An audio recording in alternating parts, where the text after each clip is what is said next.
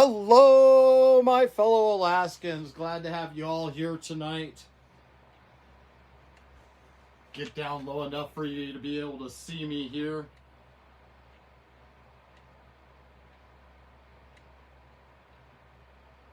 And just going to be doing a little bit of sound check. About ready to begin the live seminar presentation for Alaska's PFD.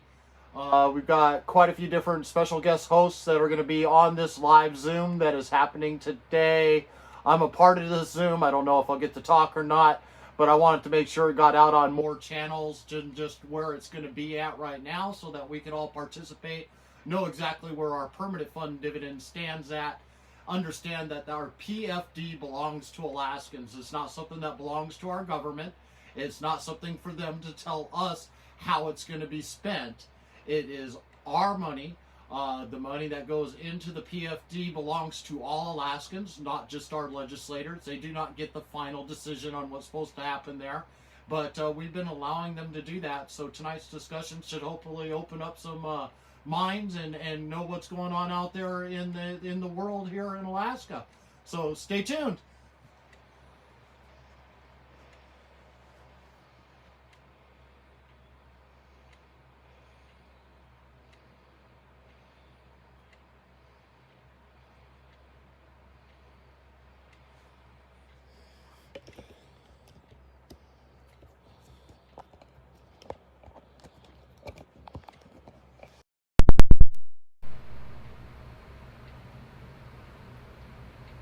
All right, bear with me. Hopefully you guys got some really good sound coming out of this thing now.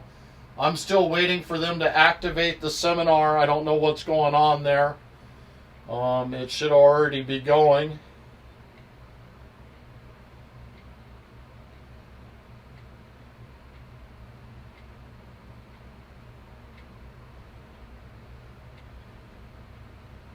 Hopefully you can hear me pretty good out there. Microphone is up and running.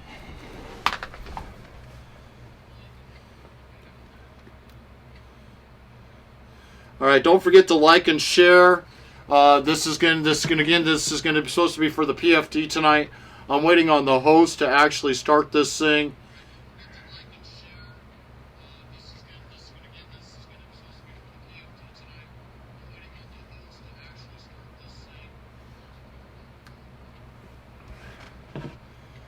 Exactly, full PFD, Tim. I agree with you there.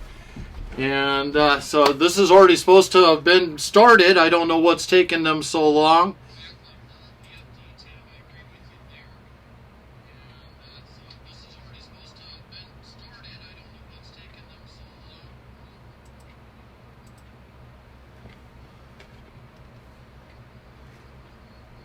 All right, looks like we got some phenomenal sound. I'm going to turn off this double repeating in my ears here so that I don't have to keep hearing the same thing over and over again.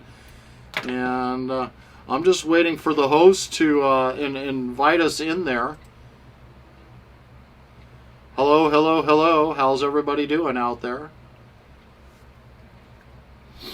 Hello, hello, hello. How's everybody doing? All right, looks like my microphone is testing out really good. And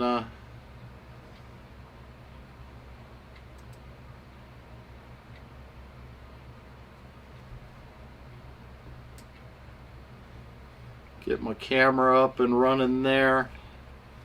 Oh boy, looks real fuzzy on my end. And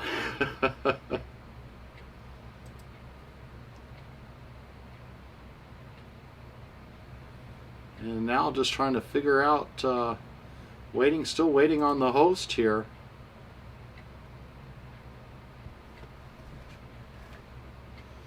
And let me check the other page this is supposed to be starting on. If they're not live on the other one, that means that I am ahead of the game here.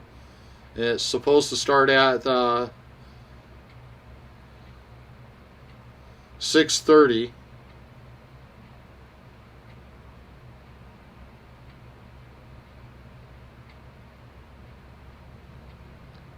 Channel 2 is supposed to be picking this up tonight. Just got reported by them. This is the Permanent Fund Defenders out there that is hosting this tonight. So if you're not on the Permanent Fund Defenders webpage, go to the Permanent Fund Defenders webpage. Sign yourself up, or Save the PFD is another good organization to be a part of. They still haven't gone live on their Permanent Fund Defenders page yet, so that just means that they're still not live anywhere.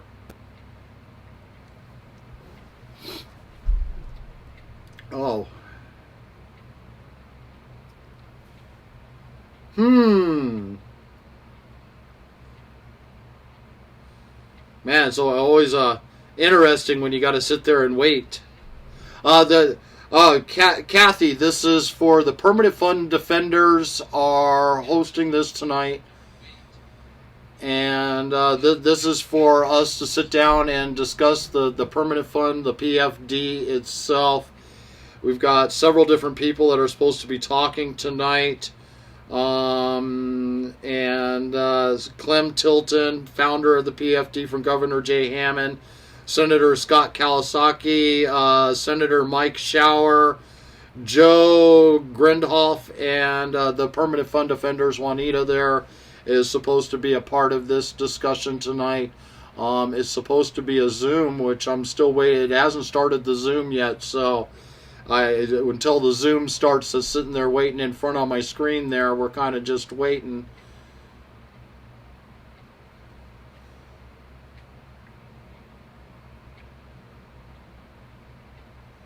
Who are the name of the trespasser? I don't understand the question. But thank you all for tuning in tonight on your Saturday.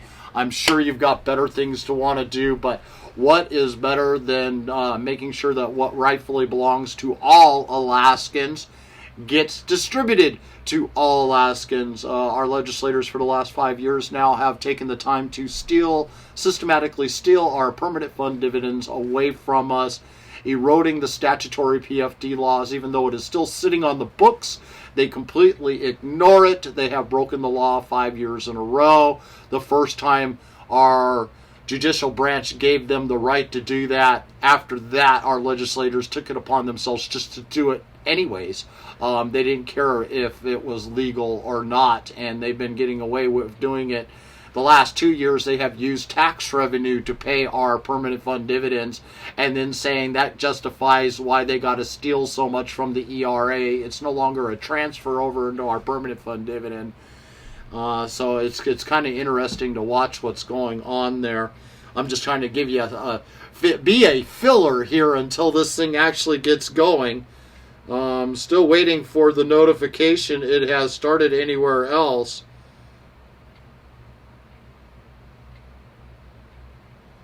And I'm waiting to get in on the Zoom here.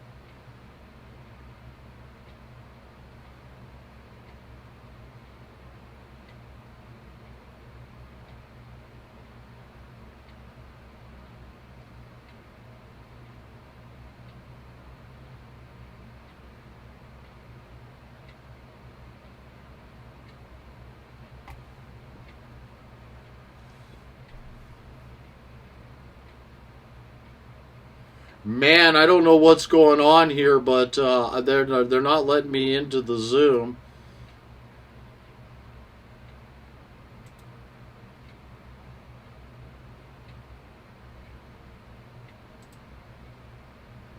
So let's just real quickly go and figure out what is going on here.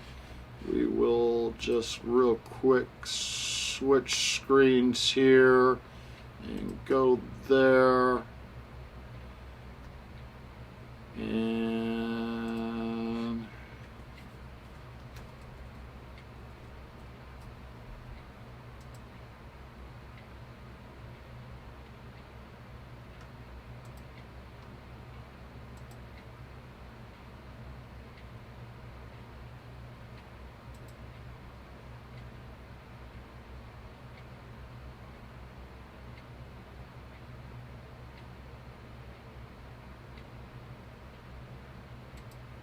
with the dividend was a way to ensure that we had it, but that belongs to the people, not the government. And we didn't set the permanent fund up to run government. We set the permanent fund up to keep from blowing the money, other than we didn't have the dividend figured yet. But we knew that what we did want to do was find a way to give it to the people direct. We looked at things like medical, but anything that the bureaucracy gets, each year they'll need more.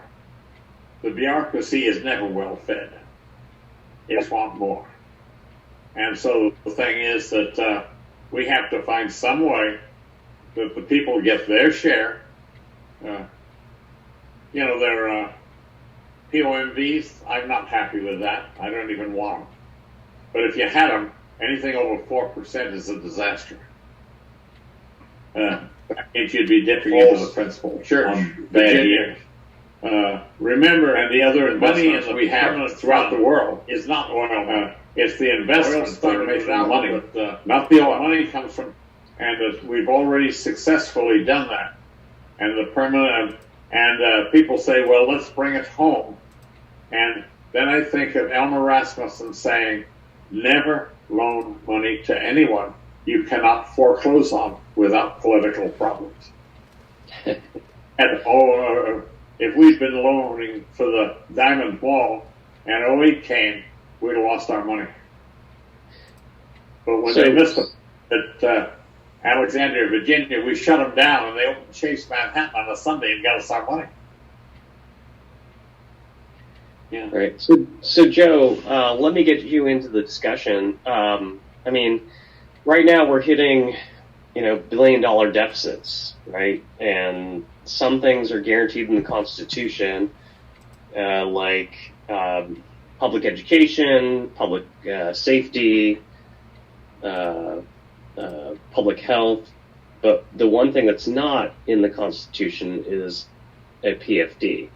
What do you think about the situation we're in now, and how does that, what do we do coming into this legislative session?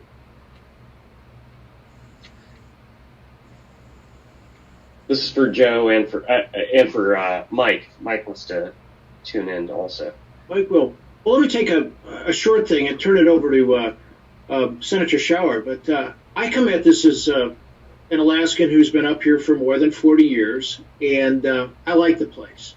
I've had the great good fortune of working with Clem Tillion when he was in the legislature, and it was sometimes a treat and sometimes a challenge. But I've learned a lot working with various individuals in both parties, but the most important thing is listening to Alaskans. And Alaskans who have been around for a while understand the permanent fund dividend is their little slice of the earnings from their fund.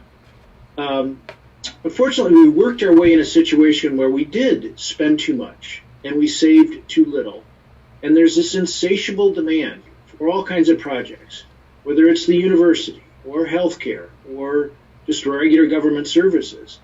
And we are at the point where we have spent down all of our savings. And there's not a trick now. I mean, we all know, I think, and I'm not lecturing you, Senator Kawasaki or Senator Schauer or any of the members of the legislature, the bullet has already hit the bone here. And we need to figure out how to probably spend a little less, how to use the resources we have, including the earnings, in a way that continues to grow the permanent fund and pays some guaranteed dividend. I think and I'll wind up here and turn it over to Colonel Schauer. It's absolutely critical that we have this session a resolution that is a resolution that will put before our voters in Alaska a way that we can guarantee protection for the permanent fund and that will pay a guaranteed constitutional dividend. Now, the ways and means of that are the rugged stuff that you all in the legislature have to sweat out. But if we don't have a resolution that goes before the voters here, we're looking at really essentially gutting one of the greatest things that Clem Tillion and Jay Hammond and Oral Freeman from Ketchikan, Hugh Malone, these people who saw we were blowing the money and that we had to save it. But Clem's right. This wasn't a savings account, for a government slush fund when we run out of oil revenue. This was a saving to turn non-renewable wealth owned by the people into a renewable resource. And now the challenge is, how are we going to protect that renewable resource and still give the citizens a little slice of their money? Thanks, Joe. Mike, what do you think? Thanks, Scott. And so we have some things to consider, and I will ask a couple questions here that perhaps Joe and Clem would want to, discuss a little bit from their point of view as well. One of those is, I've heard a number of legislators say that, well, government services have cash value, and they want to basically equate that using the earnings for government as opposed to providing a dividend would have some cash value. Therefore, it would assuage the people that were upset about it being used for government. Of course, you have one of the problems, as we are aware, and Joe just said, is there is an insatiable appetite for government. It has grown to a point that we can't do it all and continue to pay a full dividend via the formula without, at this point, something changing. I do know that in 2019, Scott was around for this as well in the legislature. We had a number of polling things that were done, as well as hearings in various committees. And I will tell you what was fascinating. One of the things was, when you look back at 1999, the people were asked what their position was of the dividend. And it was overwhelming. I believe it was around 70% or so, or 75% of the people said, don't touch the dividend. We had problems, and we've gone through this before. And then in 2019, 20 years later, with the testimony and the polling data, it was almost identical. You would think that with all of the push since 2016 to use more of the dividend for government, et cetera, well, maybe that would have changed, the people's opinion, but it was almost identical. So fascinating to see how the people have responded. And I think we've also seen politically the results of those folks that kind of go against the dividend. They tend to not come back to their legislative seat. It's becoming a trend item. So you have to wonder if some of them might learn that lesson. So a last point here, as well as maybe, like I said, perhaps Clem and Joe talking to those points, is I think Scott and I both understand, the math. I've heard some legislators, I think, that are a little bit, I don't know if the condescending would be the right word, but that seem to think that those of us that support the dividend can't do math. And I think every legislator can do math. And I think we all know we're at a point that we're going to have to do something different. The question becomes, what is that difference that we will have to do to make it work? Cut the budget. So Scott, myself, and others across the aisle from each other are going to have to make those hard choices, but it's going to involve things that is probably going to make people in a lot of sectors not that happy. We are, if there's a change to the PFD, what would that be? What would that look like? And I think a lot of us go, no less than 50-50 split of whatever that is. I've heard people talk about doing that 50-50 off the POMV or whatever it might be. The point is in other words, follow the statutory law. A change to that. But if we are going to do that, where is the legislation that's going to reduce smartly the expense of government, the cost? Because we're going to need that. What about a spending cap change to the one that we have, so we don't put ourselves in this boat moving forward? Are we going to look at SB 21, oil tax credits, and make changes? Are we going to look at some sort of a tax? I mean, the bottom line, right? Scott knows this. We have to balance the books. How are we going to do it? How are we going to do it fairly? One of my concerns, this is my last point, Scott, is that for taking the dividend, we continue to hurt the poorest Alaskans, the ones that can afford it the least. So, well, it's a golden rule in reverse. But it's kind of like the saying, the horses naturally want to be fed first, and let the sparrows pick among the droppings. I'm kind of tired of being a sparrow. I want you are going to have to face things that you want a road without chuck holes in it. You're going to have to pay a little more fuel tax. We have the lowest in the nation, but that's your work. if you postpone it, if you just go on doing what you're doing now, kicking the thing down the road and stealing from the permanent fund, not inflation-proofing it, in 10 or 15 years, it'll be gone, and you'll still have the problem in front of you. What are you going to do then? Well, if you do it now, it'll be a lot less painful, even though it will be painful now. Yeah, thanks for that, Clem. We did have a question from Winter Marshall Allen, who asked about oil tax credits, and I'm glad that Senator Schauer sort of previewed that. But oil tax credits are, they've been talked about. We had a initiative last year. It failed. But what about oil tax credits? Are they on the books? Are they worthy of looking at, though the public has already voted them down?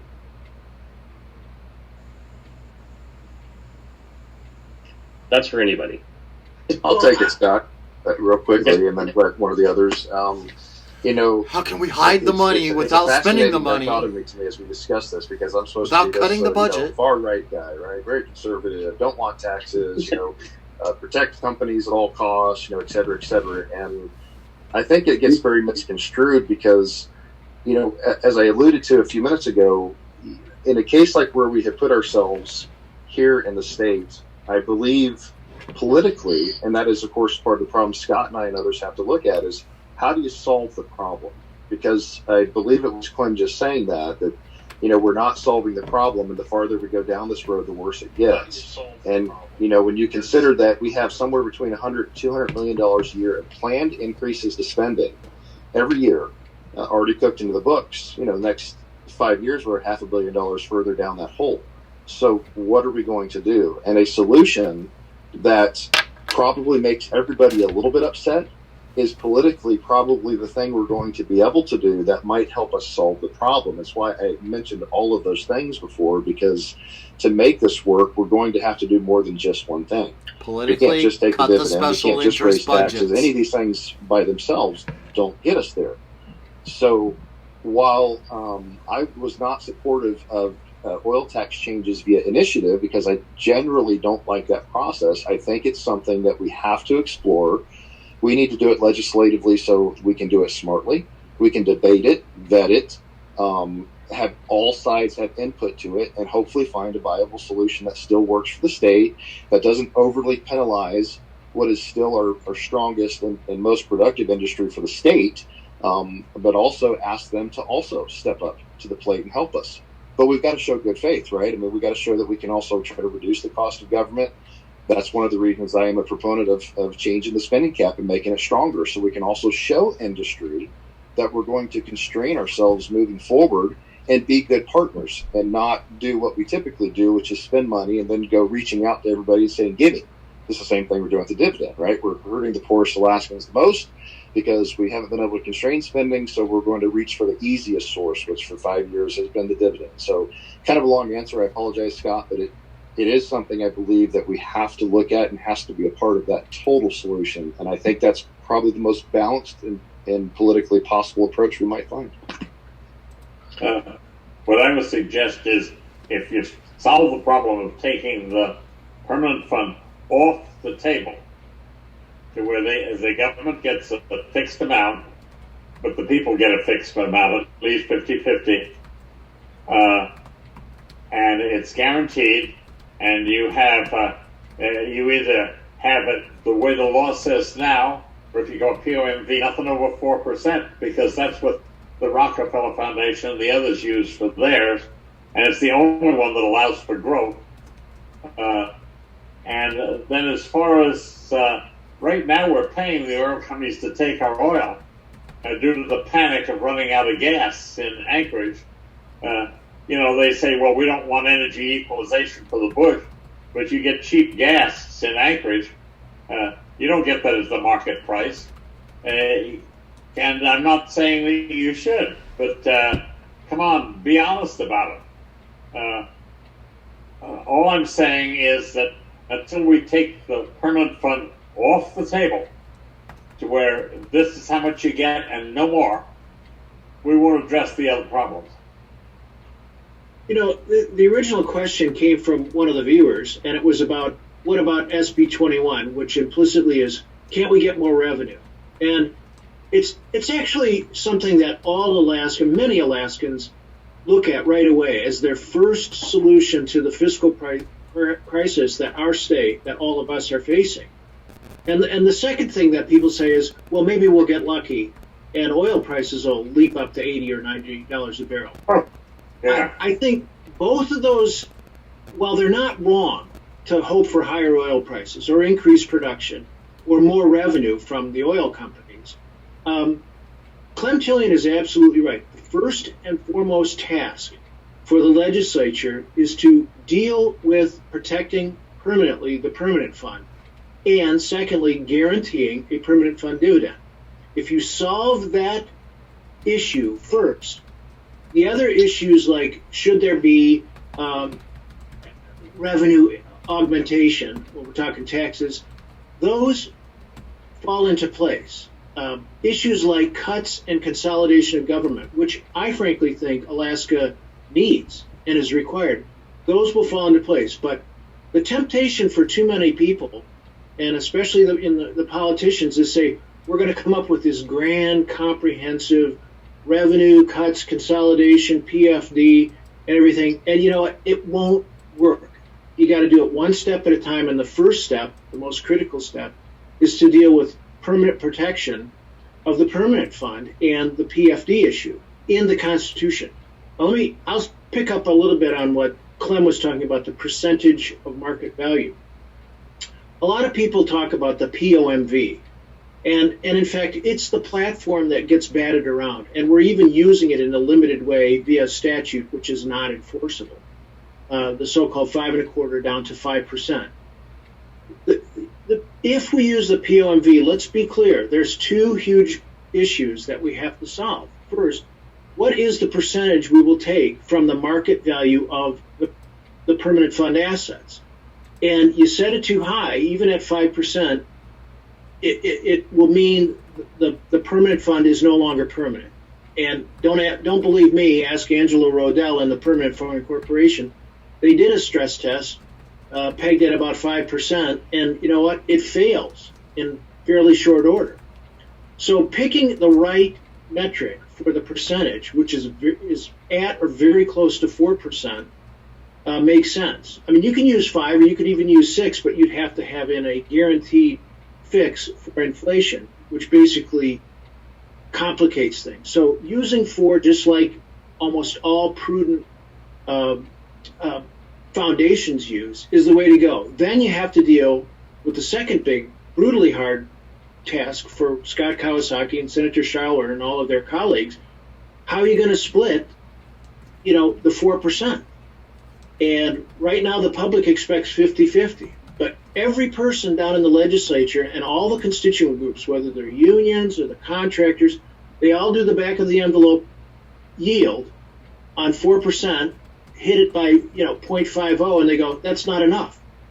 But I'll just end by saying Clem Tillion is right, and all the economists I've talked to, the first step is not dealing with all these constitutional proposals that are floating around here. First and foremost, deal with the permanent fund and the PFD. Then everything else will kind of fall in behind and will resolve itself. Mr. Moderator, people were saying in this thing is how valuable the permanent fund is to the economy of Alaska. Yes. It keeps the stuff alive in the villages. It spreads the money out. We're the only state in the union that the difference between the rich and the poor has not changed in the last decade, and it's because of the fund. People say, well, what do they do? What do those natives do out there in the bush? It's their land. We're expecting the oil to be ours because we're Alaskan. Well, they should get a cut too, But what I'm saying is that when you pour that much money into the economy of Alaska, the permanent fund itself is a major economic engine. We looked up on the Kenai Peninsula. If we had gotten a full dividend from the very beginning before Walker's veto, we'd have been spent $320 million on the Kenai. That would have done a hell of a lot more than anything we've done with the government. Can I jump in here, Scott, may I, for just a moment? Yeah, and I just want to say that, it's to be understated that the PFD is an amazing part of the economy.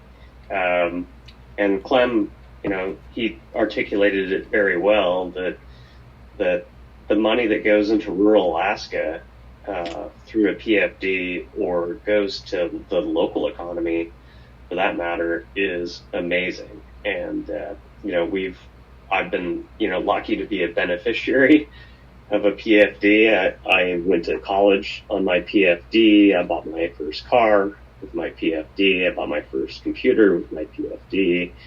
And I think it's, it's not to be understated that the PFD is an amazing boost. Yeah, you've voted the last few years to take the PFD. Yeah, Mike. I have a couple other questions that have come in, but yeah, go ahead, Mike, if you want to. I would just, I do. Thanks, Scott. And I agree with that. I want to highlight that before I answer a kind of a correction, if you will, for what Clem and Joe were saying for my point. But I want to answer that first because you guys are talking about something very important, and that is how good the PFD is for regular Alaskans, how much it helps them. I continue to harp on that point that, the Alaskans that can least afford to have the dividend taken away are the ones that, of course, as a percentage are being affected the most.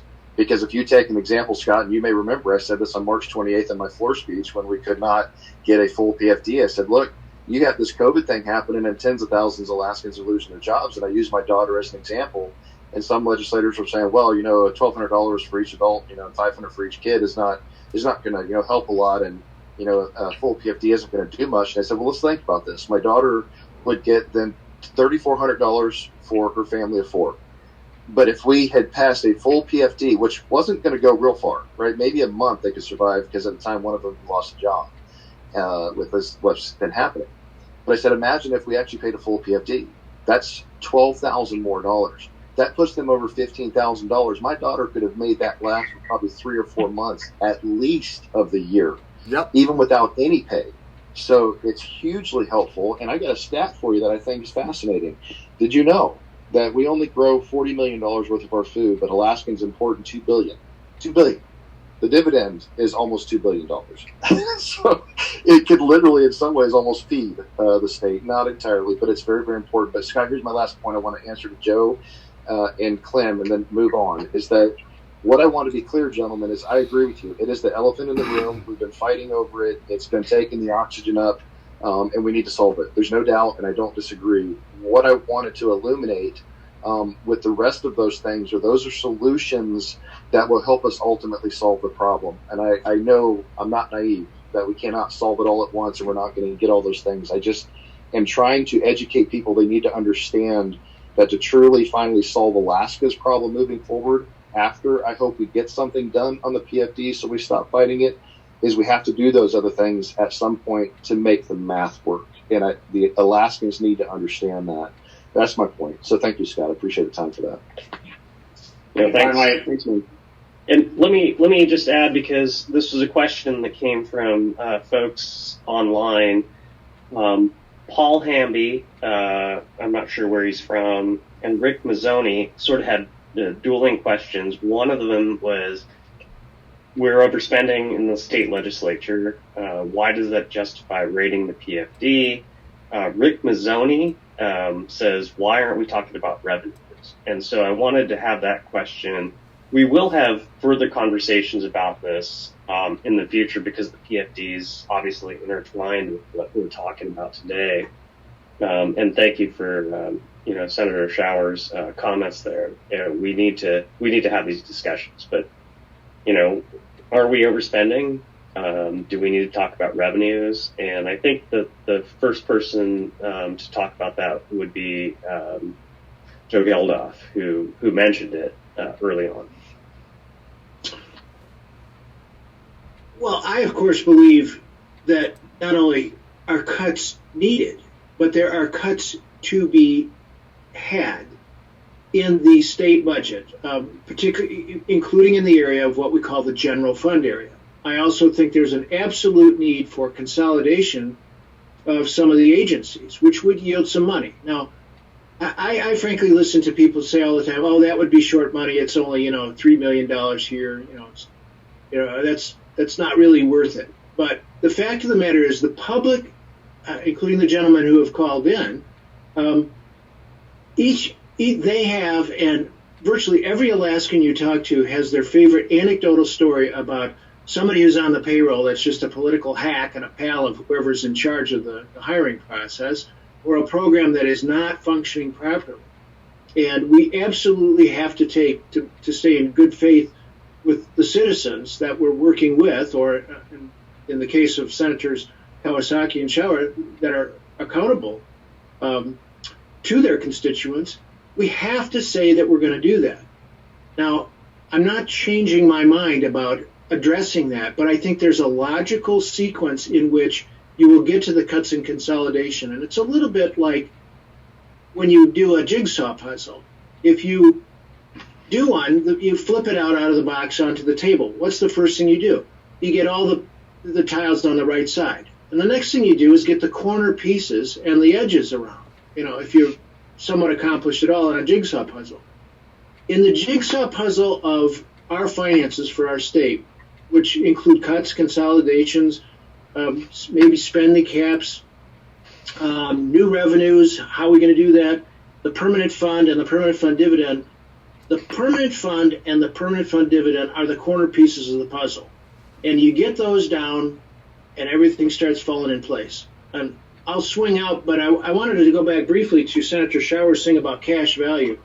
Sure, I hear people talk about cash value of government programs and everything, and odds are it's somebody who can see the cash value. If you're a division director and you're getting paid 20, at a range 28 or a range 26 and everything, yeah, you see the cash value of that. A lot of our government services benefit people, but that argument about cash value is like politicians talking about investing in this and everything. Most of them don't know anything about real cash value, and most of them don't know anything about investing. It's just rhetorical flourishes. We want 100% of your money for a 5% politicians do is they don't return. get hung up in nomenclature and Homeless, lingo Berkowitz. about cash value and all that other stuff. It's a bunch of hooey in a lot of cases. What they do is look carefully at the problem, work with their colleagues to analyze their way into a solution, and then act on that solution. Colonel Schauer is familiar with the old OODA loop. We already have observed we got a problem here.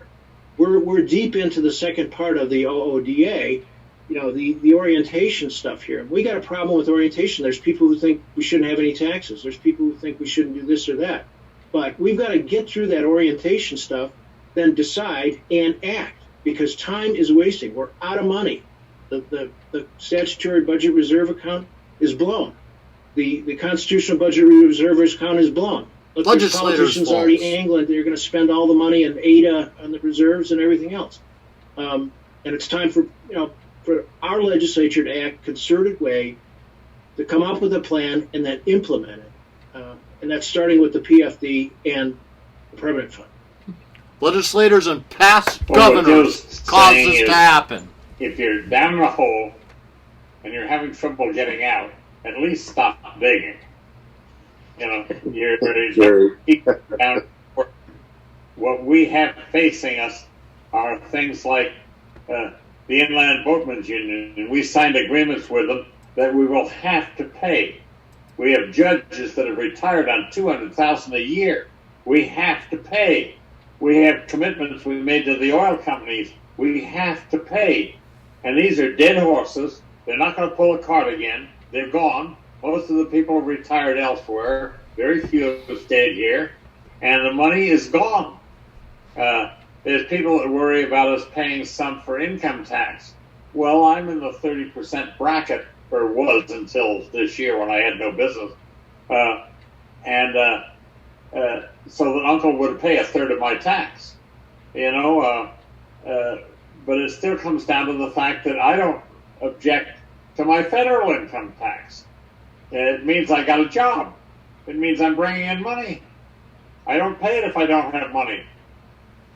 A sales tax doesn't hurt my ranchers, but a property tax is deadly to them because a ranch has a lot of land and not much income. My fishermen, I went to the UFA, they're ready and willing to have an increase in taxes, but they don't want to find that it's just used to pave Northern Lights Boulevard in Anchorage. I think we're going to have to address this in many different ways. But when the Chamber of Commerce got us to repeal all of our taxes, blazing saddles. I mean, we pulled the trigger. Yeah, good luck. You couldn't make that movie today. Hey, Scott, may I ask a question of Clem and Joe, if it's okay? Yeah, you bet. Absolutely. So, you bet. So, for both the gentlemen, it's kind of a fascinating question of, how much can we do in the sense of some sort of a tax? Because there, as Clem was just pointing out, we have to have more than, and that's one of the things I think it's important for Alaskans to hear. One solution isn't really going to solve this, especially as we move down the road, based on where we sit. As Clem was pointing out, the things that we have committed to pay for, plus increases coming, it only goes up.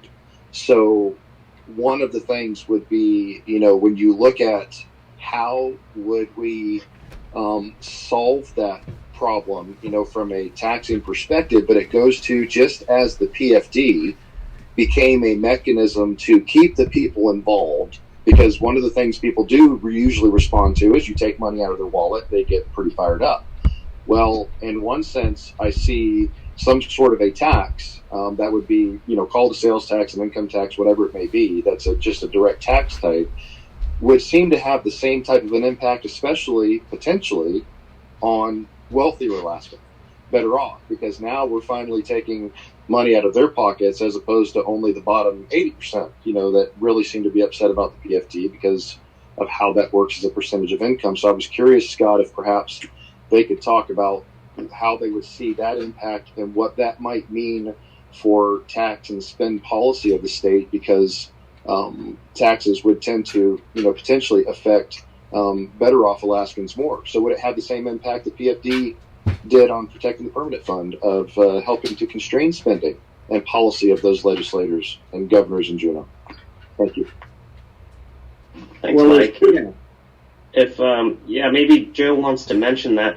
We do want to sort of get back into where we're, we've got a couple different forums that are going to happen, mostly on the PFD, also on taxes, budget. We'll have those discussions later, but Scott, maybe, I'm happy to defer. If it's for later, I'm fine with that. It was no, it's fine, Mike. Yeah.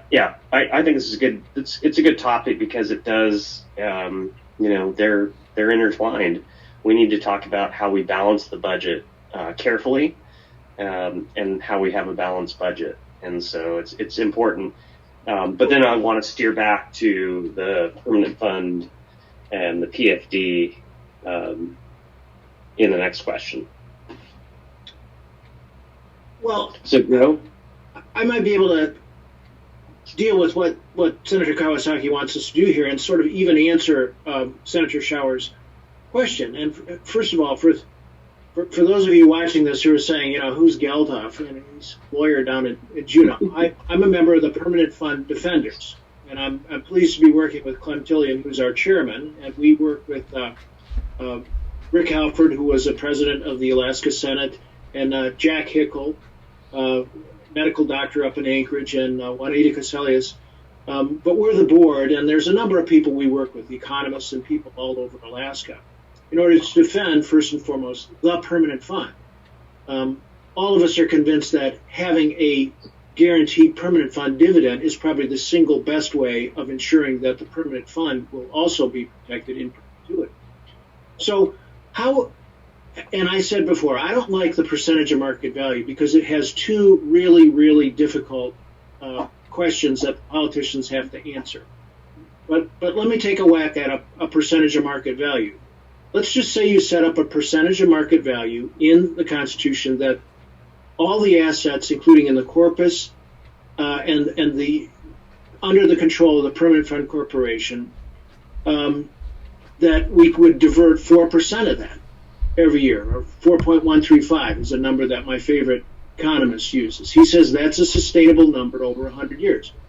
Okay, if everybody magically agreed to that, and then you came up with an agreement that, okay, the citizens would get 50% and the legislature would get 50% to spend however they want, roads, education, and that was in the Constitution, that would calibrate the discussion about cuts and consolidation and revenue in a way that would be hugely beneficial to our state. So first and foremost, protect the fund, make sure that the citizens get their slice, and these are all things that politicians have to negotiate. But if you go above 4.5, you're in trouble in the long run with the fund. If you don't provide the citizens at some point with something approaching 50%, you'll have a scene that won't be quite like, what we saw last Wednesday, but you're going to see the pitchforks, and the torches out. Because Mike Shower's right. 70 to 85% of Alaskans feel like because it's their money, it's their fund, and they want their little slice of the earnings, and they should get it. Well, you're not going to solve it with any one tax. The idea that you'll find the perfect example, either the oil taxes or raise the fisheries taxes 1.5% or whatever, that's not where it's found. It's found, do the people of Alaska feel that they should drive on the roads that aren't maintained, or are they willing to pay to maintain their roads? Well, 8% doesn't pay the maintenance on Alaska's roads, but about 40 cents a gallon would. And so what you have to do is take each problem separately. But 3 million here, 1 million there. What do you mean? Anything that you save and anything that you bring in, however small, helps. And I don't want a big sales tax. But on the other hand, it annoys me to have all the tourists that I handle in the summer pay nothing. I don't want an income tax that's so heavy that it's a drag, but I don't mind one that's a percentage of my federal and I'll get some of it back. And I don't mind if the feds take some. After all, I am a member of the federal government, whether I like it or not. I'm happy, yeah. But it's you do this incrementally, and the sad thing is you can't do it with one system. How do you handle the inland boatmen's unions? You have those are contracts; they'll just drag them out of you. And but you've got to figure not only how to pay off the dead horses that are they're just the bones now, but you still owe for them. And you're going to have to figure that out. And you don't do it with one big tax solution, like the price of oil goes up and we solve all our problems. The price of oil could go up and it still wouldn't solve the problems. Remember, we got in this just spend more. $100 a barrel. Precisely. Thank you, Clem. That's exactly what I'm trying to get across. That's pretty much it. Rises. So I have a question for Senator Kawasaki and Senator Shower. So my big fear is that we'll keep punting this down the road or kicking the can down the road, whatever metaphor you want. What do each of you see if we fail to deal either this session or at I think the latest, the second session of the upcoming legislature? What is Alaska going to look like if we don't deal with our fiscal picture, and if we don't deal with permanent protection for the permanent fund and the permanent fund dividend? What's the result? This is our last year. Thanks, Mike. This is our last year. I think that the folks who are online, the folks who are listening, really want us to do something to solve the PFD issue, whether that's in a constitutional way or not. I mean, I believe that the only way to protect the PFD is in the Constitution. and I think Mike believes that too. You know, we need to do something there. You know, not everybody's going to like what happens there. It might be, you know, smaller than they expect. I don't know, but it needs to be done PFD. within the Constitution. Cut the budget. In order to really have any sort of gravitas. And I think that's the way it needs to happen. And you know, I think that's the way we're moving toward this legislative session. Yeah, Once it's done, Yeah, once stealing that's more done, of the PFD to pay for think government because that, they don't want to cut the you know, budget. then the public can say, okay, you did it, you put it in the Constitution, we may not like the amount or whatever, but it's done. But it's done, and then we can balance our budgets. And that's the only way I think we'll see anything moving forward. Type in Politadick And since I was asked the HB question, 306. I want to put Scott on the hot seat first, but I'm sorry, Clem, I'll just go real quick. Is that I agree with Scott that having a permanent solution to the permanent fund and the permanent fund dividend is a constitutional solution. I know a lot of people do not like that, and quite frankly, I wish we didn't have to do that. However, my one addition to what Scott said is we have a tendency in the legislature to not necessarily follow our own statutes when we don't like them or they don't work or we've created a problem that we can't seem to solve. So a statutory solution concerns me because I don't think that actually solves our problem. And 2, 4, 6 years down the road, based on what happens, we may just ignore that one as well. So while it is certainly something I don't take lightly, I don't think any of us do, and it would be nice to know that a statutory solution would work. I foresee, based on our past performance, that a solution that does not involve a constitutional change, which is a heavy lift, and we need a lot of legislators to agree to that to get something to work. But without it, I think we'll still be contending with this for years to come. So there you go. Thanks. 4 decades old statutory PFD and they ignored the law. That. What do you think they're going to do unless it's constitutional? But as a chairman of the Permanent Fund Defenders, if you offer the people less than half or go a POMV that's 5%, I'm going to recommend fighting it. In other words, unless it's one that will give my great-grandchildren something. My family, my father-in-law came to Chilkoot Barracks in 1912. We've already made an investment in this land. We've got kin buried all over. And not just the native part of the family, we've got them too. But by God, I want something that my great-grandchildren have a fighting chance to have a few fish, a few roads that they can drive on, a future that looks good, and you're going to have to buckle down and pay a little now and give up some of the stuff that you like to do it. And I don't envy the guys that are in the legislature today. You are in a terrible position. But when I was in there at the early part of statehood, and Hillstrand, who'd been the last chairman of the territorial and the first chairman of the House Finance Committee, said if we cut 20% of the state employees, we balance the budget.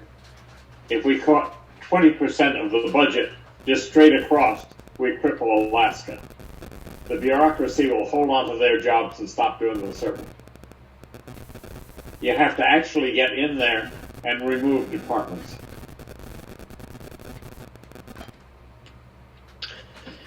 So let's see.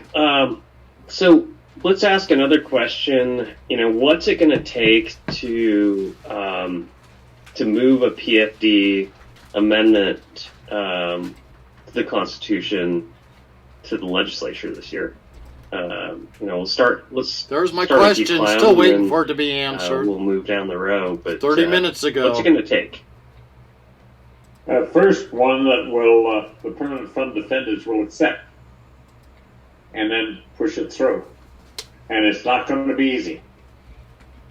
But the thing is that they're by cutting it. Say if you go a PMV of 4.5 or 4, I'd prefer 4. Then I know that my great-grandchildren will have funds because it will grow, and my population will grow.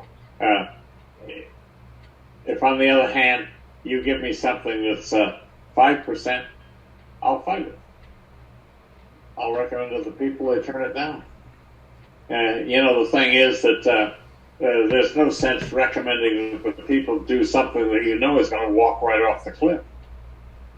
So it's got to be something, what you present to us has got to be something that we, the permanent fund defenders, can go out and tell the people, this isn't everything you should have. But it's a reasonable compromise. Take it. But unless we're campaigning for it, I don't think, we fought it back when they tried to pay everybody off and end the fund, and we got 80-some% that said, no way.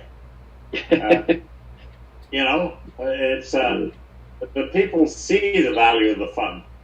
They don't see the taxes. They don't understand. People that voted for a 1% decrease in sales tax in my district didn't realize what they were going to do to their property taxes. They didn't think. Right. And so the thing is, we didn't ask for expanded Medicaid. That was forced down our throats. Added $1 billion a year plus onto our budget. And he doesn't want to have to think about it. He hires you to do that. Hey, Scott, can I answer an additional part of that question that you've asked as Clem and Joe? Absolutely. Go for it. So the point is valid because we're discussing that about, solving that. And I understand the POMV problem. It's something that's been discussed at length while I was actually on the finance table until I was no longer on the finance table. POMV needs to be repealed. We'll go there. But I would like to perhaps have them also add to their answer, because you're asking how we would get there to do something about the PFD this year, but it brings up the problem of if we were able to do that because of the deficit spending we're in based on revenue versus, what we have to actually spend, it presents a problem because we're almost immediately into having to create more revenue, or we're going to start having to overdraw the ERA just to pay for the services. So how do we get there at the same time? Because it becomes a problem, like I said, almost immediately. So we do have to contend with that. You're right. But is there a solution that doesn't get worse each year? Every school district that has had nobody working but sitting at home collecting paychecks, jobs should be eliminated. Number one. Just a reminder for Paul Hamby and Rick and everybody else who's listening out there, any solution that the legislature... Every government employee that's been sitting at home collecting a paycheck that hasn't made a penny, but sitting at home because they're collecting a paycheck and they're a government employee needs to be cut. This is one of those situations where our budget all 60 members of the legislature need to work really hard, listen to each other, and come up with a permanent fund dividend constitutional amendment that actually works in the real world and works for Alaskans, because it can't be some fantasy government thing cooked up in a back room. It's got to pass muster not only with the supermajority of the legislative members, but then it comes out for Paul Hamby to say yes or no, and Clem Tillion to say non-starter. So we've all got to work together. Now, I have some words of advice, or at least based on my observations, is for all 60 members of the legislature, don't invest any thinking in that some brilliant idea is going to come out of the administration, because right now there is a obvious lack of critical thinking in terms of how to approach our fiscal situation. And this is one where people of goodwill and through hard work in the legislature and the legislature alone are going to have to come up with a solution that can go before the voters. Now, it's easy to say because remember, for those of you who don't know listening to this thing, resolutions are not bills. This doesn't go to the governor to get massaged or vetoed or anything else. You need to be talking to all of your legislators saying, we want the permanent fund permanently protected and we want a PFD that's guaranteed. Because Mike Shower's right. We pass a statute and everything, and as soon as it becomes inconvenient, it's like, oops, it gets ignored. And it's not just the PFD statute, it's any other statute. So this is one where we got to wrestle this one down ground. And you can't put much stock into whatever emanations are coming out of the administration, because as those old guys down in Texas and Oklahoma say, you know, a lot of the people in the administration, they're big hat and no cattle. So this is one where you all are going to have to work really hard, and it's not easy. Listening to people from Ketchikan all the way out to, you know, Bethel and Hey, I gotta say a couple things here. This is getting a little bit ridiculous. They're like all these compromises coming out of the people that are supposed to be the defenders here in Alaska for our permanent fund dividend.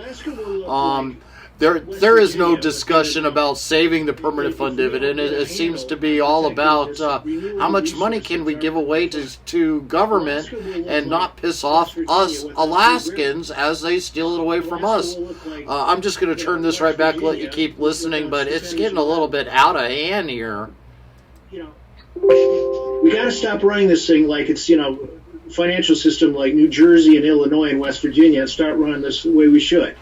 And we can do that if we work together. I think of Hammond's poem back before the 900 million. How dare this guy sned and contend that we're broke just because we're scared, being a bare-bottom folk. How now you could be if you think sunny, financially sound means you gotta have money. We were fake before we hit the 900 million, and then we went crazy and blew it off.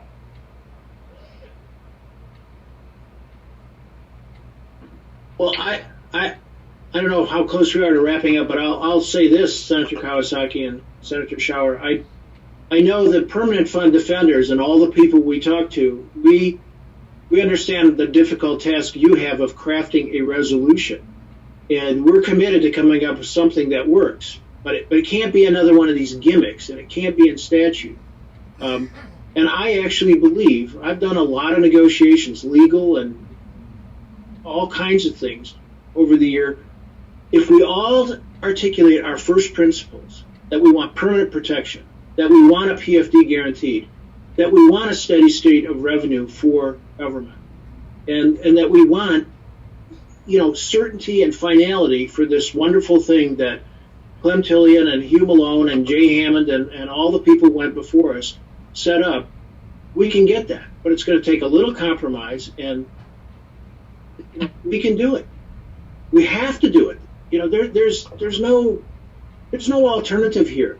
The earnings reserve account money is gone in a year. We can't wait any longer. We have to do this session so it can go out to the citizens for their approval or their rejection. But, you know, we can do it. If it's reasonable, they will not reject it.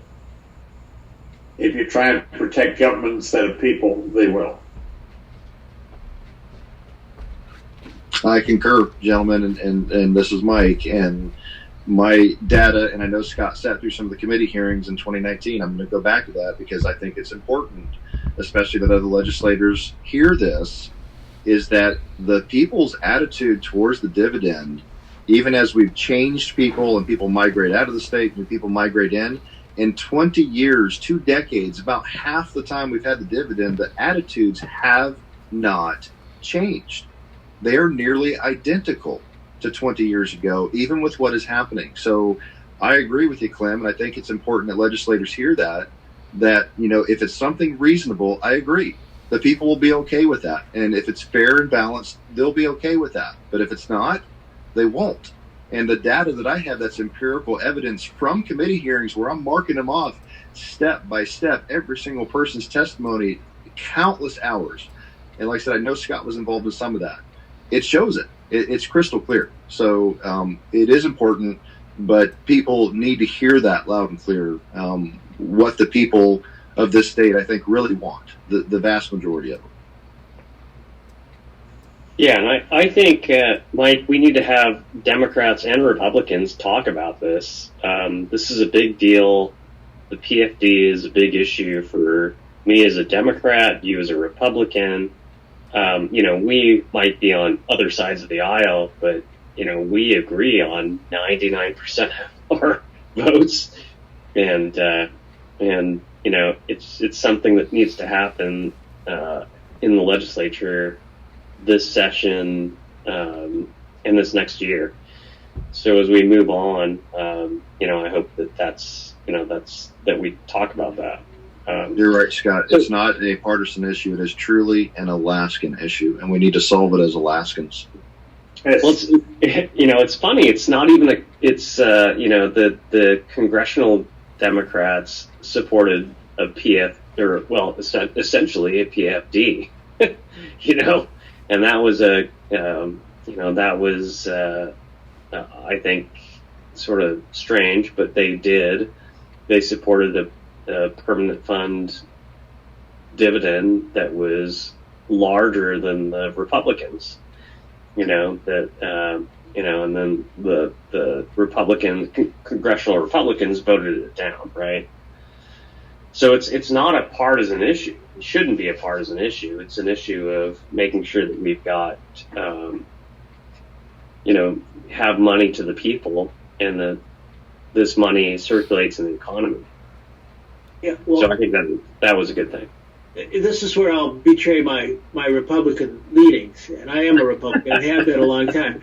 The congressional people, whether they're R's or D's, are talking about $600 or $2,000. They're all playing with house money, issuing Federal Reserve notes. The permanent fund is real wealth as long as we protect it, and it came from real oil wealth. And as long as we inflation-proof it, it's real wealth. When Congress talks about handing out Federal Reserve notes, they're playing with house money.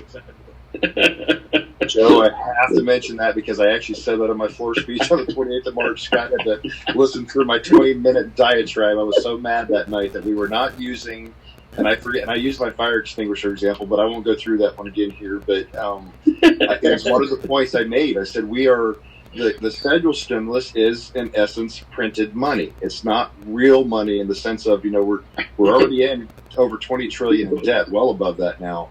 The dividend money is real money. It's our investment. It's almost like a 401k or some other type of form where you have real money invested. Why in the world are we not using ours? And we're not borrowing it. We're not asking from anybody else. It's ours. So anyways, it's a good point. Thanks, guys. So we have another question dealing with the PFD. I guess why is the PFD? Let's see. So why is the PFD so difficult to put into the Constitution, and is it related to the demographics in the House and Senate, or is it from some other reason?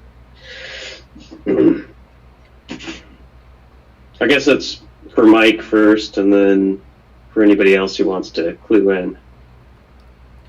So I got a question. What's the point of being on their Zoom today if they won't even answer my question? I've even raised my hand, still waiting for the PFD a chance to say something, or at least have them Yeah. read my And question. Again, it takes 3 quarters, so, right, the mechanics of it are tough, but why is it so tough?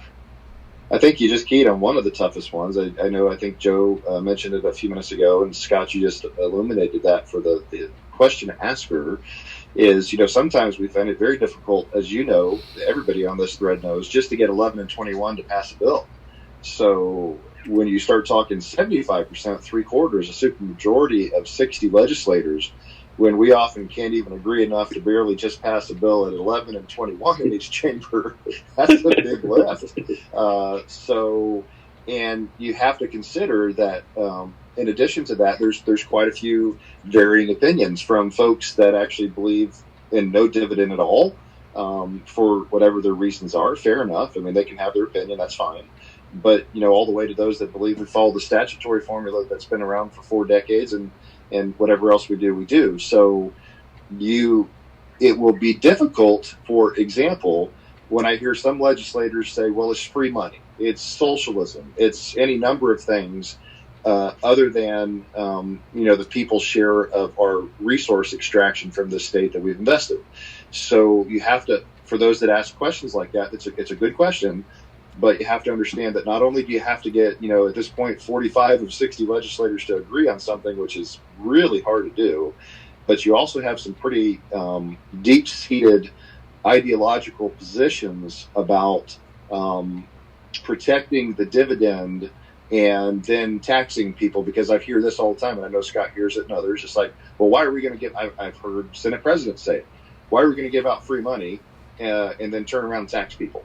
So it is, for some people, it is a very hard argument to win them across to your point of view of wanting to protect that dividend money, those earnings for the people.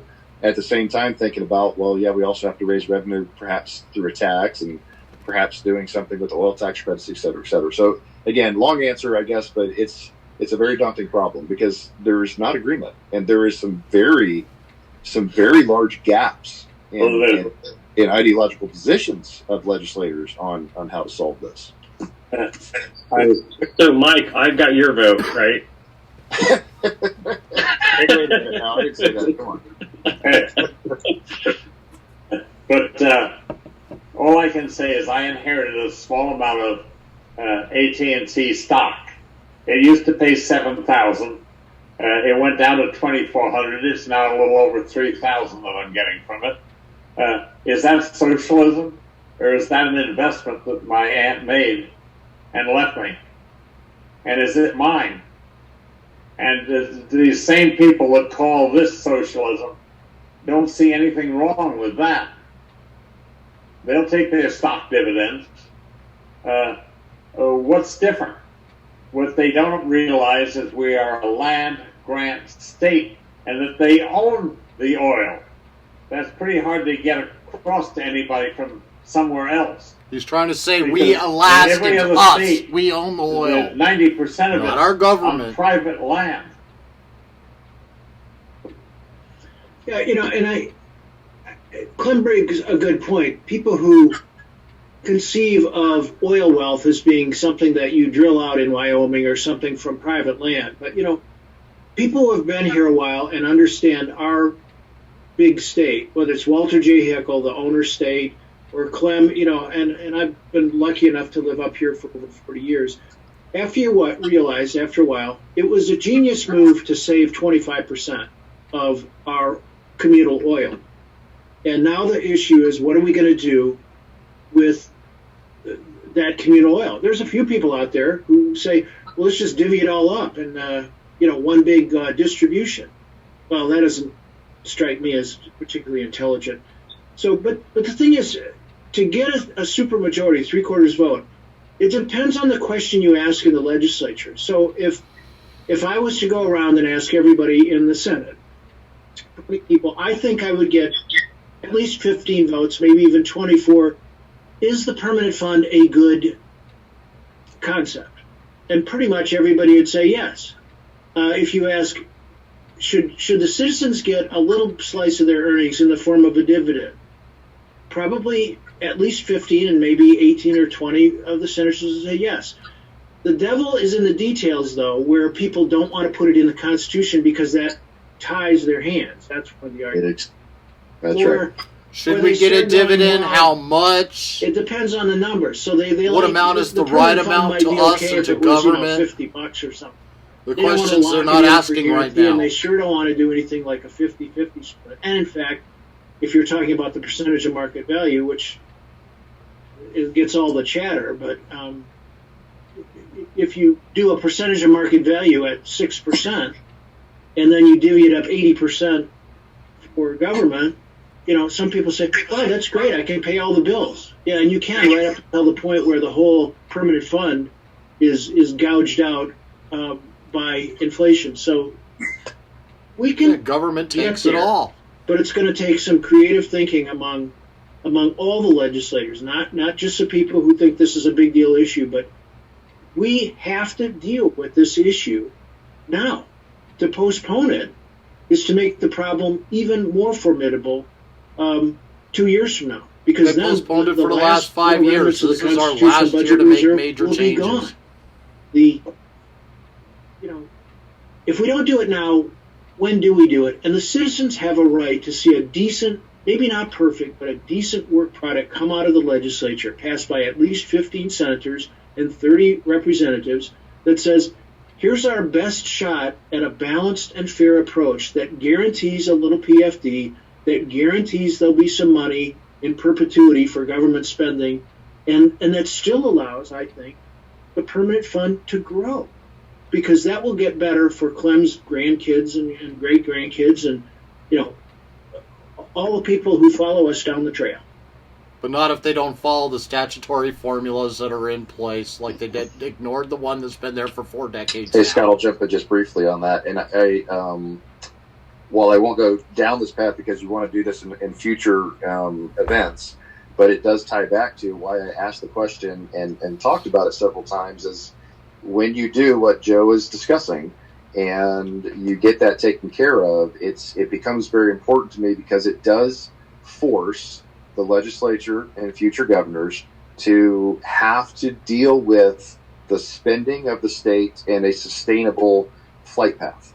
Whatever that looks like, if you have a source of money like now, where the Supreme Court has basically said we can go in every year and pretty much do what we want, it's a very easy thing for us to just go grab what we want and take it. But when it's protected, it does go back to, it makes it very difficult because now the legislature every year has to think about, well, if we're going to spend more than we have, we're going to have to explain to the people why we've got to come after them for more taxes. We have to explain to businesses, why we're going to have to come after them for more revenue. And so it does help when we solve this, as both Joe and Clem mentioned early on, by getting this off the table. I believe it kind of becomes, just like they said, and I don't remember the exact words again, but it helps solve the rest of our problem because it is more difficult for us.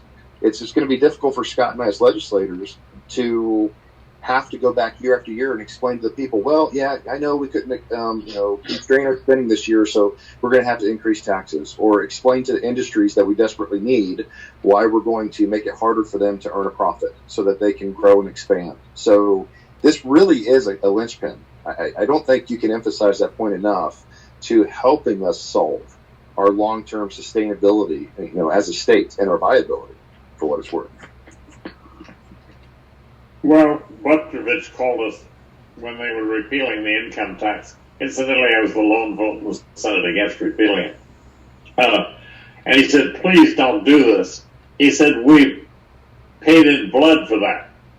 But if we hadn't passed it, we wouldn't become a state, because we had to prove to a number of congressmen that we could raise revenues in our own state.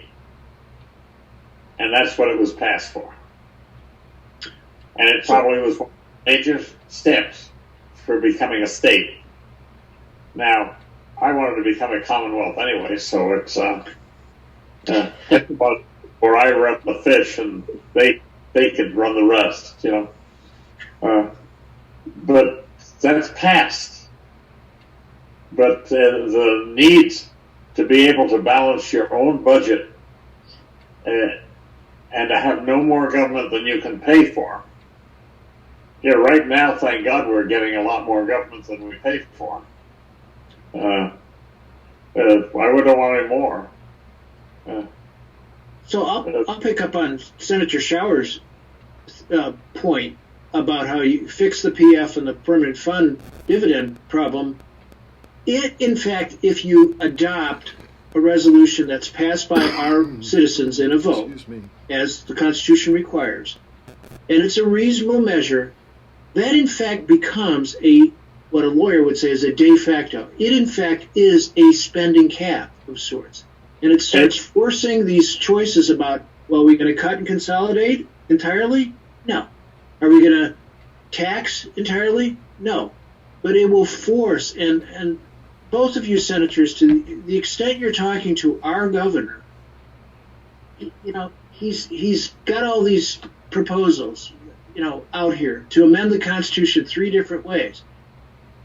We'll be lucky if we get one constitutional amendment nailed down, and he needs to get behind your efforts of you and your colleagues to deal with the permanent fund and the permanent fund dividend, and basically tell him he can, in his second term, he can deal with the spending cap, and he can deal with the vote of the citizens on taxes, which, by the way, the citizens already have a vote. If the legislature raises an income tax, the citizens within 90 days can say, we want a referendum. And they already have a vote on taxation. We did it with, remember, they repealed it. Yeah, so I really urge, both of you senators and your colleagues and the citizens who are listening to this to put our efforts behind the permanent fund. And I think you got real leaders here, one a Republican, one a Democrat, who are going to be working to craft a resolution. And for that, thank you very much. I think that's your only solution. You get that off the table and the rest will fall into place. But fall into place. So thanks Joe, and thanks Clem. We only have a couple minutes left in this scheduled meeting.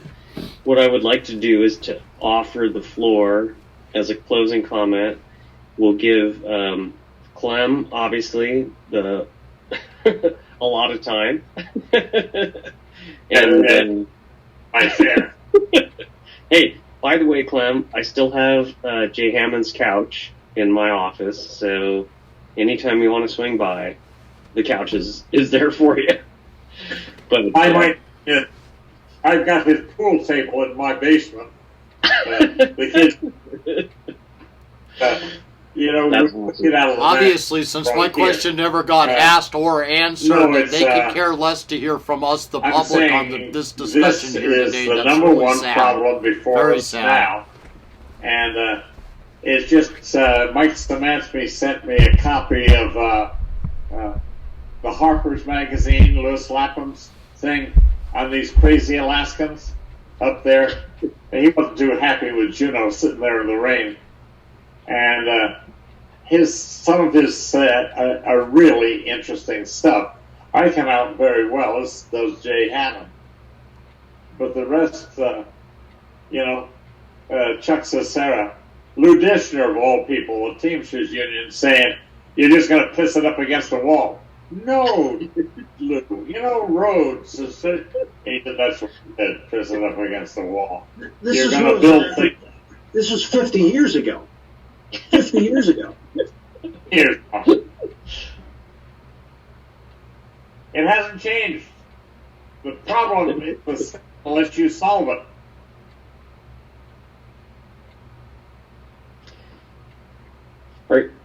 Are you done, Clem? I'm done. Wow. Okay. Let's go on to Senator Mike Shower, my good colleague in the Senate, who I agree with more often than not. Senator. Thanks, Scott. So I'm going to, I think I've made all the points I'd like to make tonight, but I would like to close with an interesting conversation I had a few years ago. Jerry, which I believe Clem and perhaps Joe both know, that was Jay Hammond's, chief of staff for many years. And he still runs around the legislature now and then doing a little lobbyist work. And one night we sat down and he introduced himself and we talked. He said, Mike, he's like, I'm glad you're asking some of these questions, because when I first showed up and I was the appointed guy and I didn't join any caucus and I was out there in a land that was an island unto myself. And he's like, I'd like to tell you, some things here. So we sat down and we talked for a solid 2 hours. And one of the interesting things about talking to Jerry, he said, I hear a lot of people, and it was what I was trying to counter, different senators and representatives that had been around a long time were trying to interpret what they believed Jay Hammond meant when he said, the having the PFD is, and it creates the militant ring of people that will protect the fund because they have a vested interest in it. And he never really meant that, and that's not what he wanted. And he really, he meant it to be for government, only as a rainy day fund, et cetera, et cetera. And so we sat down. He's like, I'm glad you and some others are talking about it, Mike. He's like, because I've been real quiet. And he's like, I knew what Jay Hammond was going to do before he got up out of the chair every morning. I believe was exactly how he put it to me. And he said he absolutely meant for the permanent fund dividend to always be there for the people, as Clem described it, where it was a portion of the resource extraction of the state that the people had ownership in, and the militant ring that would protect it, having a vested interest in it, etc., keeping them involved in their government. Those were absolute things that Jerry said Jay meant. So I am fascinated when I hear many, especially some of the older legislators that have been around a while, say things like, well, Jay never meant it for it to happen that way. That was not his intent. And I've got it straight from the horse's mouth, so to speak. It came right from a guy that was with me every day. And, so I think it's important that, when we listen to where and how we got here, what people actually meant, and having a historical record is important for the folks that helped set this up. And Clem, of course, you were around for this. But I wanted to end with that, Scott, because I thought it was very germane to this discussion from somebody that was there as this happened and was a real-time, participant in that. I don't have anything else to add that's important, but I thought it was a fascinating story. So thank you. Thanks, Mike. Yeah, I appreciate working with you in the legislature. We're on, opposite sides of the aisle on some issues, but 99% of the time we agree. So just wanted to thank you, Mike. You bet, Scott. Thanks for the opportunity. You bet. Joe? Well, we're going down nostalgia lane here, but I remember one Christmas Eve, Hugh Malone. I was fortunate. Hugh Malone was both a friend of myself and my family, and I was also his personal lawyer on a number of things, including some very funny legal cases. But I remember we were standing in my kitchen one night before we went to Mass, and I said to Malone, in my younger, kind of slightly snarky way, I said, yeah, you guys, Freeman and all you guys, you made one big mistake with the permanent fund. And Malone kind of turns to me. I was pouring him an Irish whiskey. He says, so what's that? And I said, you didn't save enough. And Malone took a sip of whiskey, and he kind of arched his eyebrow. Remember how Malone used to do that, Clem? And he says to me, oh, yeah. Yeah, it's kind of long pause, and he says, yeah, we were lucky to get 25%. And I thought, God, that's really right. And, ever since that moment, I've been committed to working with Clem Tillion and Mike Schauer and Scott Kawasaki and anybody else, Bill Wilikowski, anybody who's willing to put their effort into protecting probably the best thing that came out of all of our oil wealth, which was to save some of it. And that includes the PFD. So, I toast Hugh Malone and Oral Freeman and most of whom aren't around anymore, Jay Hammond. And by the way, Mike Schauer, I'll buy you a beer and tell you about Jay Hammond flying an F4U, because we talked about airplanes when I talked. Now you're talking my language. I know, he was a modest guy, but he was quite a pilot. Anyway, that's to everybody who's watching this. You're following in the footsteps of great folks. If you stand up for the permanent. I had the honor of introducing Jay Hammond to the man whose ship he sank at Revolve, Yoshio Okawara. And the two of them. And Okawara's son, who became ambassador to the United States. And Jay hit it off right now. It was samurai to samurai. And Jay was one of 4 of 80 pilots that graduated in July 1941 and lived through the war. And, he was quite a war hero. And the State Department would go nuts. They said, that hick governor from Alaska gets invited to every Japanese function there is, and we can't get an invite.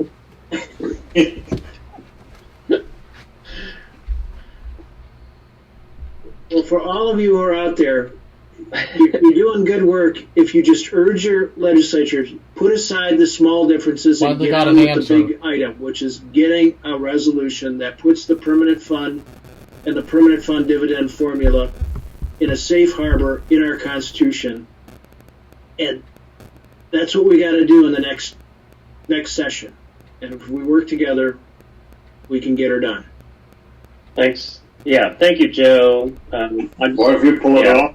I want to thank Joe. I want to thank Clem and Senator Mike Shower for being online today. You know, I also, we need to thank Juanita Caselius, who organized this whole event. She's online. She's been texting me constantly, along with my staff member, Robin Montague. Yeah. Yeah, you've been getting them, right? And they've been doing an excellent job. And we're going to do this continually. And we talked about keeping it to the PFD today. And we are going to do more during the session as we continue. And I just wanted to thank the three of you for being online. Thank the three of you for being real PFD defenders. And we'll chat with you real soon. So thank you so much. Good night, all. Thanks, everybody. Have a good night. We're off. Thanks, Mike. Bye-bye. Hey, I'm out. Thanks, Scott. Thank you.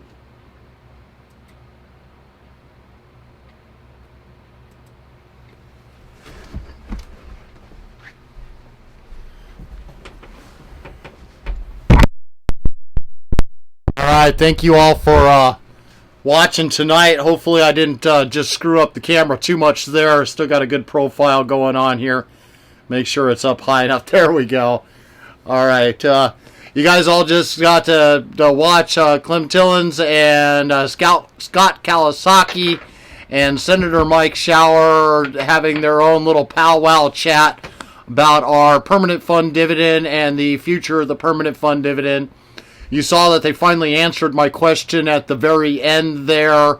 I never got it to hear it formally be talked about by them directly, other than Mike Shower saying there is nothing to stop them from taking our permanent fund dividend, basically pulling a Pelosi, ripping it in half, throwing it into the trash can, and just pulling back out the Walker budget again, which is kind of what it's been sounding like that this year is going to turn into. After what they had discussed yesterday, they had pulled a special meeting to discuss the state and capital budget for next year. This was done by the past administration of the Alaska House majority. It was not the current members in the Alaska House. It was the past members. Two of the people that were there hosting the event yesterday are no longer even in office anymore. They were voted out and been removed. And but their entire discussion yesterday was about how much of the PFD do they take, how much do they use to be able to cover government. Not a single discussion about cutting the budget in any meaningful way to reduce it to match the funds that are coming in. All new revenue that they were talking about had nothing to do with what you heard briefly here about maybe restructuring the tax credits that they give out there, the dollar amounts that are there, you know, the one that didn't make it this year on the ballot, but ranked choice voting did. Go figure that one.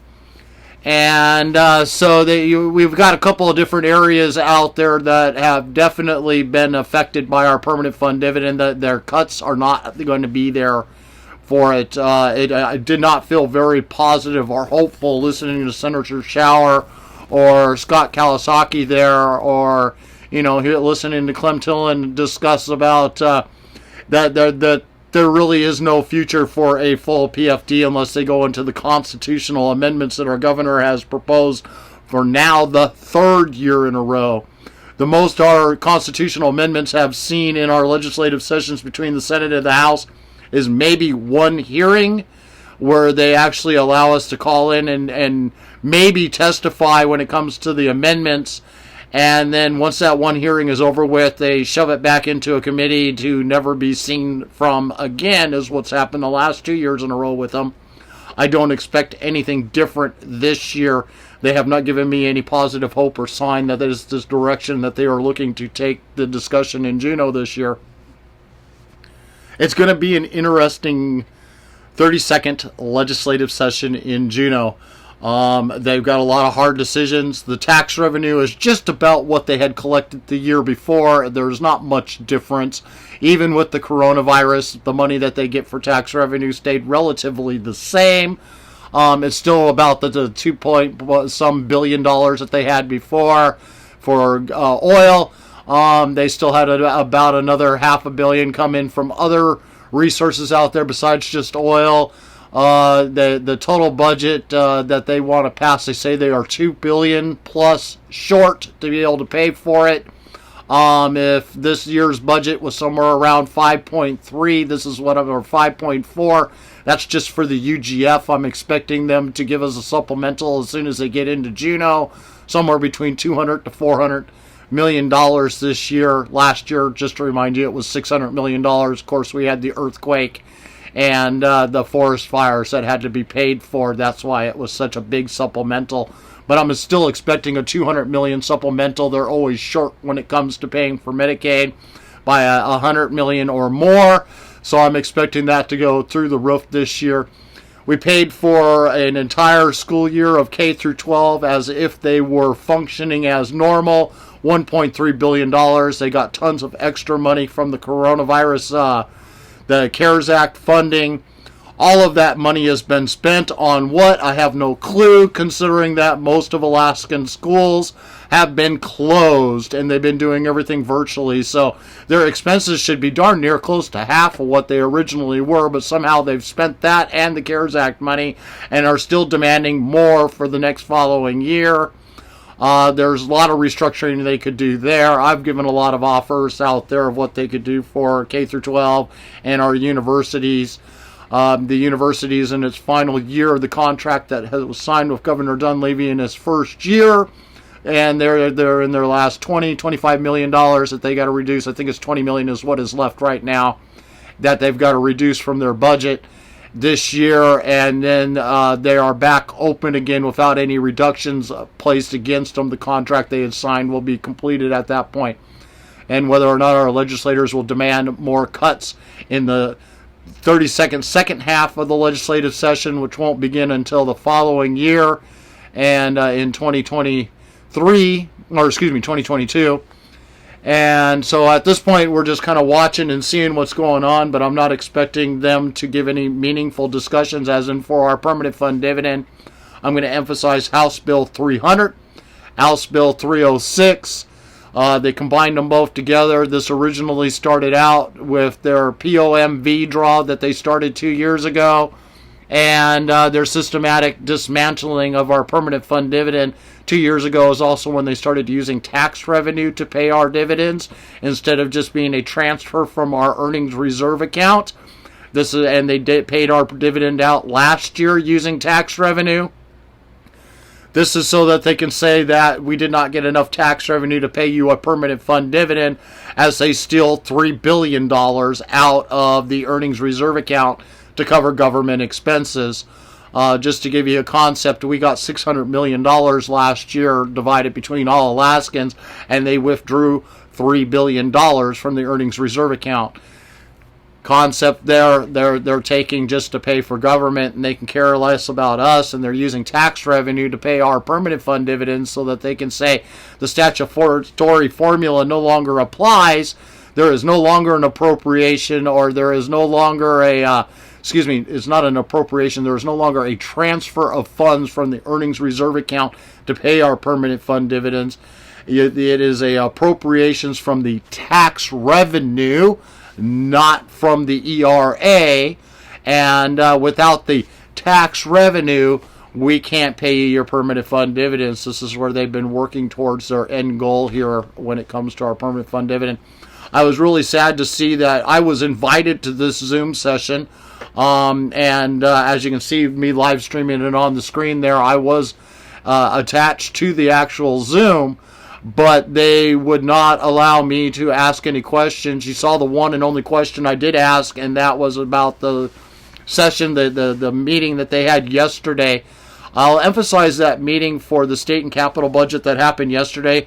That was extremely unusual. It was pointed out, I believe, by Lance Pruitt at the very end of it, who is also a legislator that has been voted out. Also had Jennifer Johnson there giving questions and answers during the discussion yesterday. She's also been voted out.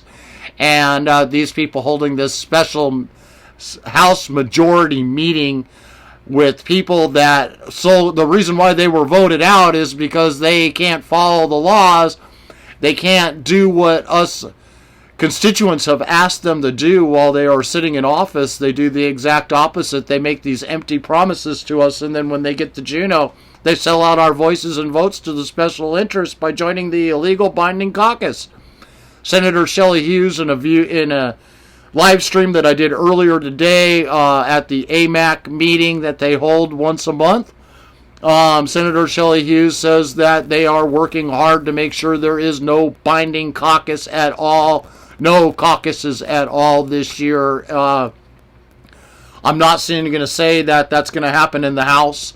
From what I've seen of the House makeup so far, I see the illegal binding caucus being in full control there in the House.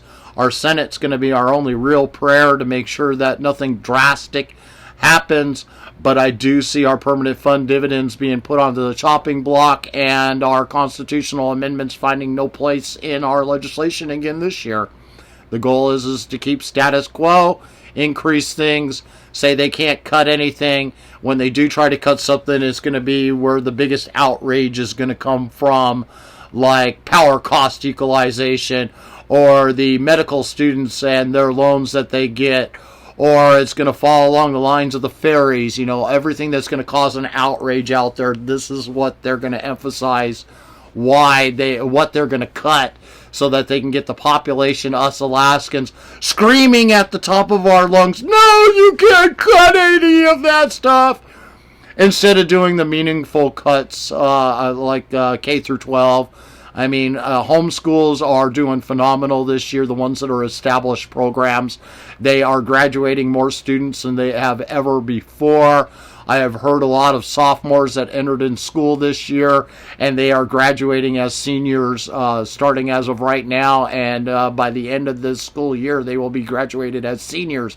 Again, I'll emphasize the point, they started their school year as sophomores. So homeschools are outputting more Alaskans out into the real world. A lot of these ones that are graduating early could go right into college classes and have the state of Alaska pay for those college classes until they're 18. So there's a lot of advantages to being able to graduate early. And just imagine if they make this a stable program. Of course, our school districts decided to try to take their failed brick and mortar system and turn that into a virtual brick and mortar system school this year, which has been a complete dismal failure. They have more students out there failing under their program of their ideally unique, had to make it special.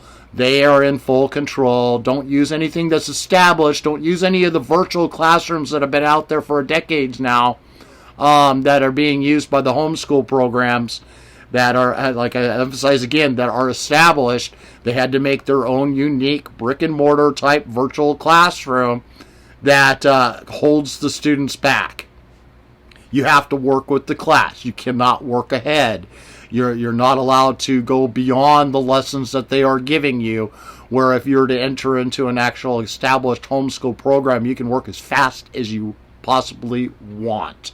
And if you need help, they have virtual online help for you to talk to real teachers, or you could go into their homeschool and go in one-on-one with people that can be able to help you if your lesson plans that you're trying or struggling through.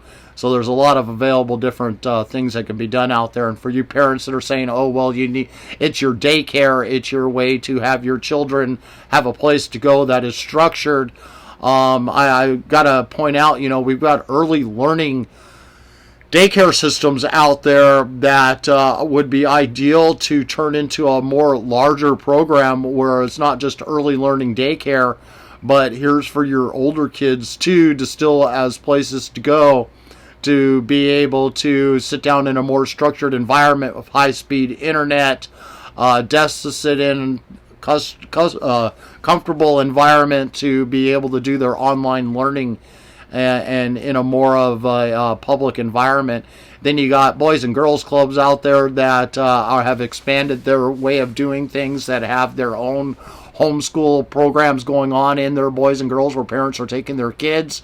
There's a lot of churches out there that have expanded their outreach to where they're allowing children to just come right on in during the day, so they're supervised by adults, and but they're still doing their virtual online learning because that's what ASD and Anchorage has forced them to do.